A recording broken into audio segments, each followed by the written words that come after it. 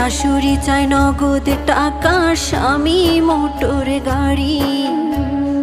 নিত্যদিনের যৌতুক জ্বালা সইতে নাহি পারি।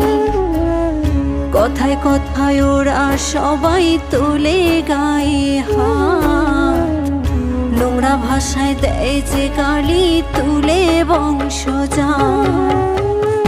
একদিন ঠিকই শুনবা বাবা তোমার মেয়ে নাই, যৌতুক নামের মরণ ব্যাধি হবে সেদিন দায়।